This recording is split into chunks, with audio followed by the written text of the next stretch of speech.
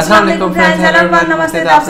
तो कैसे आप लोग? मैं हूं उमैर। आप देख रहे हैं जिसको रिएक्शन चैनल 2.0। बहुत ही ज़्यादा स्वागत है आप सभी का हमारे चैनल पर एक दफ़ा फिर से। जो लोग रोजाना वीडियोस देखते हैं बहुत ज़्यादा शुक्रिया। प्लीज़ चैनल को ज़्यादा सब्सक्राइब कीजिए, वीडियोस को शेयर कीजिए। आज की जो वीडियो लेकर आए हैं ब्रह्मोस मिसाइल, आपको पता है कि इंडिया की जानिब से जब पाकिस्तान में फायर किया गया था तो उसकी कॉस्ट जो है वो 24 करोड़ रुपया थी। तो भाई ये आज की वीडियो में हमें डिटेल पता चलेगी। सर प्रशांत धवन हमें इस बारे में बताएंगे। वीडियो का ओरिजिनल लिंक आपको डिस्क्रिप्शन में मिल जाएगा, जाकर विजिट जरूर कीजिएगा। तो देखें। नमस्कार, welcome you to world affairs. मैं हूं प्रशांत धवन। नाउ रिसेंटली ये टॉपिक बहुत ही ज़्यादा न्यूज़ में है। इस पर आपने कई आर्टिकल देखे होंगे जहां पर ये लिखा है कि ब्रह्मोस मिसाइल जो इंडिया ने गलती से पाकिस्तान को मार दिया था 2022 में, इसकी वजह से इंडिया को टोटल खर्चा फेस करना पड़ा 24 करोड़ रुपीज़ का। नाउ मैं यहाँ पर ये ऐड कर दूँ कि ये खर्चा कई गुना ज़्यादा हो सकता था अगर इस मिसाइल में एक प्रॉपर वॉर हेड लगा होता। मगर सिंस ये मिसाइल आप कह सकते हैं सिंपल लैंग्वेज में एम्प्टी था, कोई वॉर हेड यहाँ पर था नहीं, तब भी 24 करोड़ रुपए का खर्चा भारत को उठाना पड़ा। नाउ अचानक से ये बात रिसेंटली दिल्ली के हाई कोर्ट में क्यों कही गई? फॉर्मर इंडियन एयरफोर्स के एक ऑफिसर आज के समय सरकार पे आरोप क्यों लगा रहे हैं? डिस्कस करेंगे ये टॉपिक। बहुत कुछ आपको जानने को मिलेगा। मगर आगे बढ़ने से पहले आपसे एक क्वेश्चन पूछूंगा। क्वेश्चन ये है, देखो इस टॉपिक पर मैं वीडियोस बना चुका हूँ, आपको समझा चुका हूँ कि नेटो प्लस क्या होता है। यूएसए कोशिश यही कर रहा है कि इंडिया को नेटो प्लस का मेंबर बनाया जाए। तो आपको सिंपली यहाँ पर यह बता देना है कमेंट सेक्शन में कि नेटो प्लस में अभी के लिए कौन कौन से देश आते हैं। Option A, option B, option C या ऑप्शन डी। आराम से एक बार वीडियो पॉज करके क्वेश्चन अटेम्प्ट कर लो। बाकी इसका जो सही आंसर है ये मैं आपको वीडियो के एंड में दे ही दूंगा। ऑलराइट, सो 9 मार्च 2022 ये वही डेट है जब इंडिया ने गलती से एक ब्रह्मोस मिसाइल मिसफायर करके पाकिस्तान के मियां चानू एरिया में हिट कर दिया था। थैंकफुली किसी का लॉस यहाँ पर हुआ नहीं, किसी की जान नहीं गई। कुछ एक दो घर थे पाकिस्तान में, उनको कुछ डैमेज आया था, बट ओवरऑल किसी की जान यहाँ पर नहीं गई। ना इमीडिएटली ना जैसे ही ये मिसाइल का मिसफायर हुआ, पहले तो पाकिस्तान की तरफ से आपको याद होगा उस टाइम कहा जा रहा था कि रिवर्स इंजीनियरिंग कर देंगे, अब ब्रह्मोस की टेक्नोलॉजी इनके पास आ जाएगी। ऐसा कुछ ऑब्वियसली हुआ नहीं है, बट दो देश यहाँ पे इमीडिएटली इन्वॉल्व हो गए। एक देश यूनाइटेड स्टेट्स ऑफ अमेरिका, दूसरा देश चाइना। यूएसए ने इंडिया के स्टांस को सपोर्ट किया और ये बोला कि कोई भी इंडिकेशन हमको नहीं दिख रही कि ये मिसाइल जो पाकिस्तान को मारा गया है ये एक एक्सीडेंट के अलावा कुछ और है। तो यूएसए ने इंडिया की पोजीशन को बैक किया।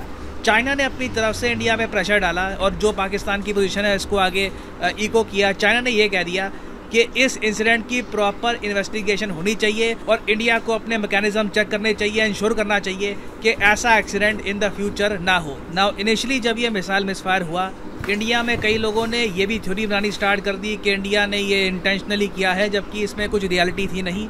ये जेन्युइनली एक मिस्टेक थी और इसलिए 23 अगस्त 2022 को 3 इंडियन एयरफोर्स के ऑफिसर्स को रिस्पॉन्सिबल ठहराया गया इस मिसफायर के लिए और इनको नौकरी से निकाल दिया गया। सस्पेंड नहीं किया, ऑल टुगेदर इनकी नौकरी खत्म कर दी गई।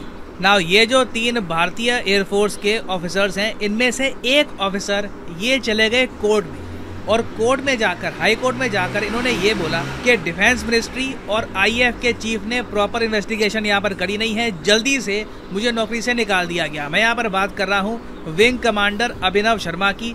इन्होंने केस कर रखा है आज के समय भारत के रक्षा मंत्रालय और इंडियन एयरफोर्स के चीफ के ऊपर।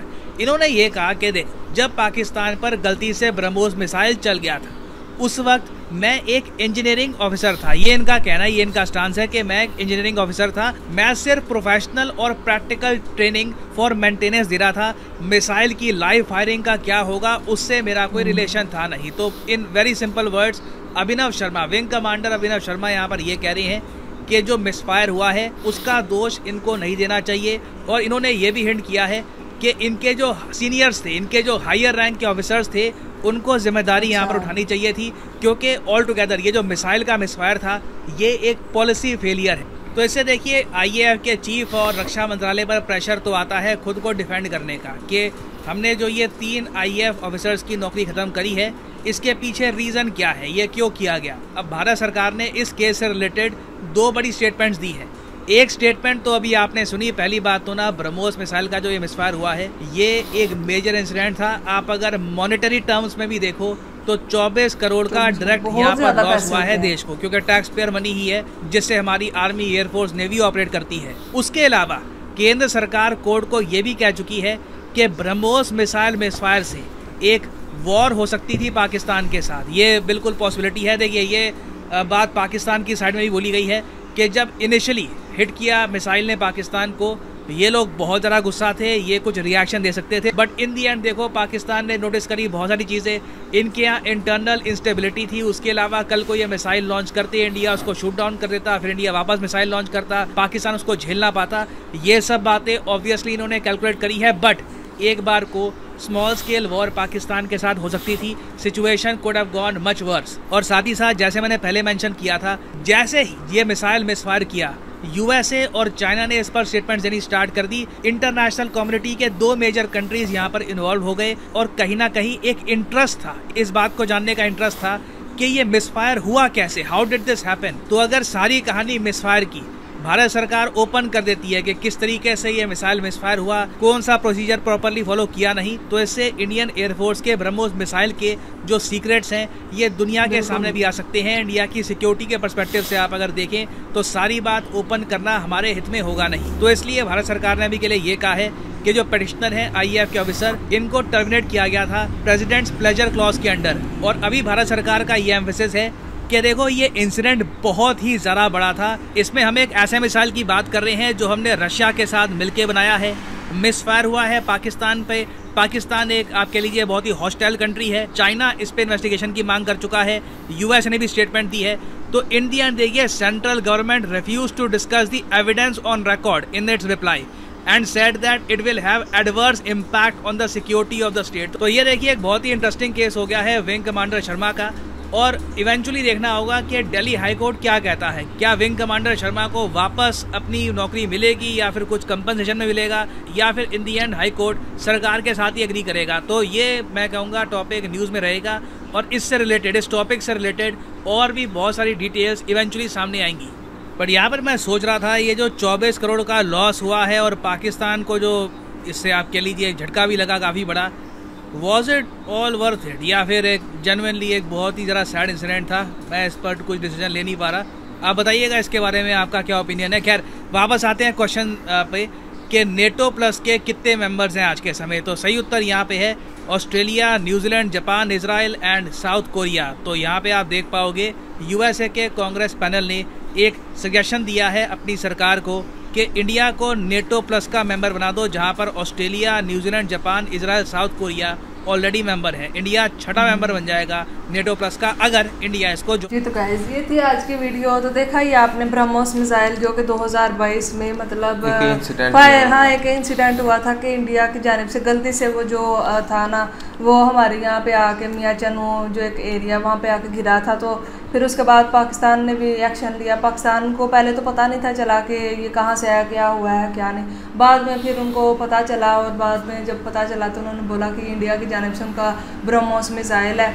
फिर उन्होंने बोला कि हम इसको ना मतलब चाइना को देंगे, और चाइना जो है ना हमें इसका मतलब जो भी ब्रह्मोस मिसाइल है वो हमें बना के देंगे। लेकिन चाइना ने इनकार कर दिया था, आपको पता ही है। फिर उस टाइम पे उन्होंने बोला कि हमारे पास और बहुत ज़्यादा काम है, तो हम नहीं ये काम कर सकते।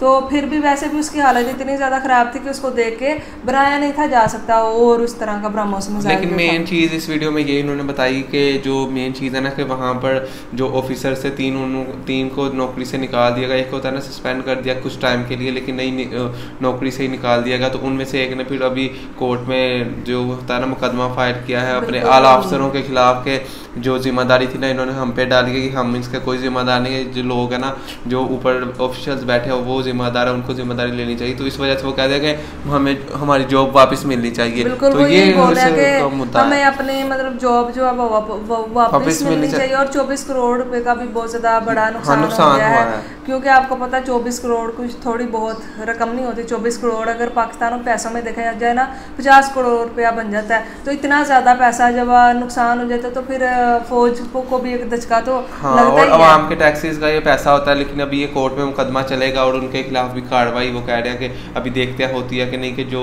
वहाँ पर डिफेंस मिनिस्ट्री में काम कर रहे हैं। लोग बोलते हैं कि ये एक मिसफायर नहीं था, ये जानबूझ के मतलब हुआ था। अभी हमें नहीं पता इसके पीछे कितनी रियलिटी है या कितनी रियलिटी नहीं है। लेकिन ज़्यादातर लोग कमेंट्स में यही बोलते हैं, ज़्यादातर अवाम का यही कहना कि मिस फायर नहीं था, जानबूझ के किया गया था पाकिस्तान को, मतलब कि एक डराने के लिए, शायद इस तरह का कुछ था। लेकिन पता नहीं यार, आप लोगों को पता होगा इस हकीकत के बारे में, हमें नहीं इस चीज़ के बारे में पता। लेकिन यहाँ पे मिस फायर हो गया था तो अब, लेकिन बोलते हैं कि जब भी कोई कुछ इस तरह से आपके कंट्री के अंदर कोई चीज़ आ रही होती है ना, तो पहले से ही पता चल जाता है, आपका सिस्टम होता है तो उससे पता चल जाता है। और जब भी कोई मिसाइल तो उसको पहले से ही हिट कर दिया जाता है, पहले जब वो एंटर होने लगता है तो। लेकिन पाकिस्तान को शायद सिस्टम में कमज़ोरी आ गई तो इनको पता ही ना चला, तो फिर इस वजह से आके वो गिर गया और बाद में इनको फिर पता चला था। तो यही थी आज की वीडियो।